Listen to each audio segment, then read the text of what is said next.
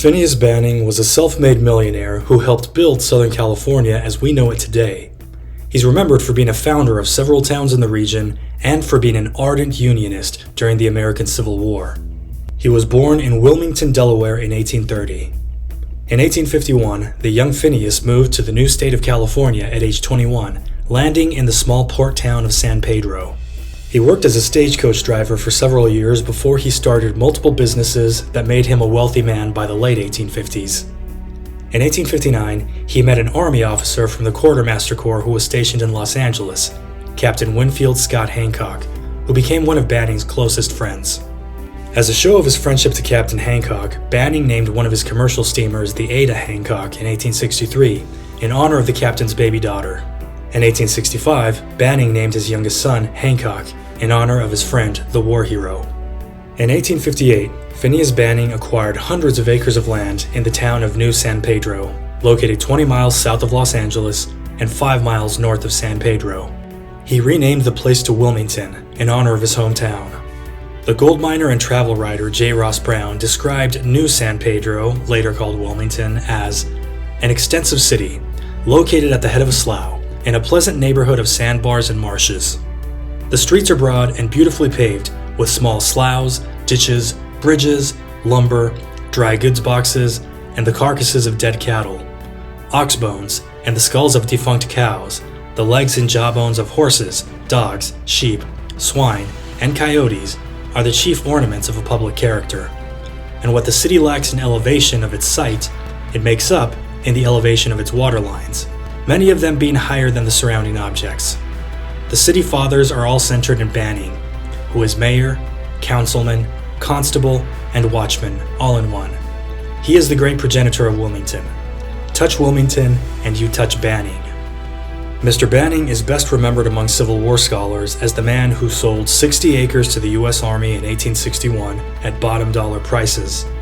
The land sold to the Army in 1861 hosted the large base known as Camp Drum. The Army camp saw over 8,000 soldiers pass through during the war between the states and territories, and it served as the headquarters for the military districts of Southern California and Arizona. The camp included a pier with docks and warehouses where steamboats could load and unload freight and passengers headed to or from Camp Drum. Banning also made lots of money by selling supplies and providing shipping services to the Army across Southern California, from San Diego to Fort Tejon to the Colorado River. Services to the Army were not only furnished in Wilmington, but also from Banning's ranch in the Mojave Desert. Remember that the U.S. Army was not only fighting the Confederacy, but also several tribes of Native Americans on both sides of the Colorado River, like the Apache, the Mojave, and the Chemehuevi. Many secondary sources that discuss Banning's life and work mention him being appointed an honorary brigadier general by the U.S. government, although this is incorrect. Other scholars argue that he was made an honorary general by the California state government, but he had no real military rank or authority.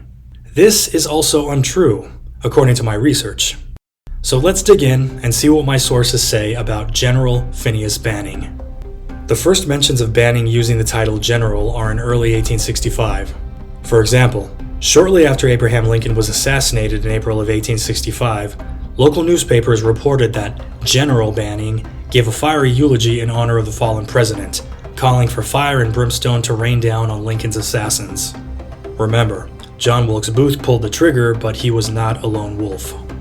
Despite Banning calling himself a general in 1865, I found no record of him actually having been appointed in the California State Militia that year. But if he was just LARPing and stealing valor, it didn't last long. In 1866, the California State Militia was renamed to the California National Guard. California's use of the name National Guard predates the 1903 Militia Act, which turned all the state militias in America into the National Guard as we know it today. In 1866, Governor Frederick Lowe appointed Banning a brigadier general commanding the 1st Brigade of the California National Guard. The Trinity Journal's edition of May 12, 1866 reported that Banning was appointed brigadier general commanding the 1st Brigade, and the Sacramento Daily Union of May 28, 1866 announces the same news. This was surely a political appointment since Banning had no prior military or official militia experience. He was a founding member of the Los Angeles Rangers in the 1850s, and he was a captain in the Los Angeles Union Guard in the early 1860s. But neither of these groups were part of the state militia, and they were short-lived. I imagine part of the reason for bestowing the high rank was to show public gratitude for Banning's economic and logistical contributions to the Union war effort during the Civil War. Yes, he made a lot of money as a businessman off the war, but the Union Army could not have met its logistical needs in Southern California without Banning. The California Column would not have made it to Arizona without Banning's services. I suspect another major reason for this appointment was for the governor to curry favor with one of the wealthiest and most influential men in the state, and one who had just been elected state senator in 1865. The governor needed allies, not adversaries. The appointment appears to have been for a 2-year term.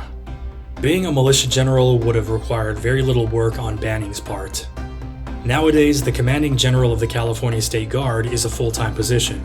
But back then, militia generals had a day job. Since generals were not required to drill every month like colonels all the way down to privates, the only time Banning would have been expected to actually show up to command troops would have been the annual encampments, which was the era's equivalent of today's National Guard annual training. Any other use of the rank and wearing of the uniform would have been to impress people at parties or public events. And General Banning loved wearing his uniform and using his rank for non-military affairs. The appointment appears to have been for a 2-year term. Then in 1868, Banning was appointed for a second term. The Sacramento Daily Union of January 1, 1868 reports Banning's reappointment as commanding general of the 1st Brigade, while John Houston Jr. was appointed to command the 2nd Brigade, W.A. Davies to command the 3rd Brigade, and Josiah Howe to command the 4th Brigade. When Banning's second term expired in 1870, he was succeeded by J.M. Baldwin, I believe his name was John Mark Baldwin, and therefore would have entered retired status. Then it seems that beginning in 1872, militia commanders' terms were expanded to 4 years. The Daily Alta California of March 5, 1872, lists the names of men Banning appointed to be staff officers of the 1st Brigade of the National Guard. Later, the Daily Alta California of February 2, 1876, reports Banning reaching the end of his 4-year term as commanding general of the 1st Brigade, and the Los Angeles Herald repeated the announcement the following day. Oh, by the way, the date given for Banning's appointment was January 19, 1872. This would have been Banning's 3rd term as a militia general. From this, we can conclude that Banning was the commander of the 1st Brigade for 8 of the 10 years between 1866 and 1876. It appears as if Banning was later appointed for a 4th term as commander of the 1st Brigade. The Los Angeles Herald reported on June 10, 1882, that Brigadier General Banning resigned his commission due to his declining health. He had severe neuralgia, which triggered other health complications. 3 years later, General Banning passed away at the age of 54. His death was due to liver and kidney problems, but it also didn't help that he was run over by a wagon in San Francisco. So there we have it. Although it was a political appointment and didn't require much work on his part, the available evidence shows Phineas Banning was a real militia general, not just an honorary general. Nonetheless, his contributions to the Union war effort as a businessman had far more weight in shaping the future of the United States than his 4 terms as a post-war militia general. Today, the town of Wilmington is a district within the city of Los Angeles. The small port in Wilmington became the very large Port of Los Angeles as we know it today, with over $250 billion worth of cargo passing in and out every year. Camp Drum is long gone, but of the original 22 buildings, one still stands.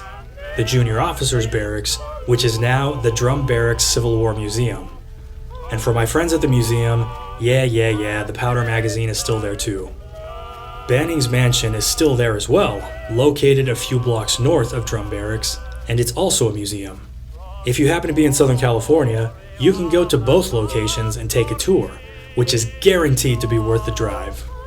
Also, the location of General Banning's ranch in the Mojave Desert became the city of Banning in present-day Riverside County. This is the legacy of General Phineas Banning.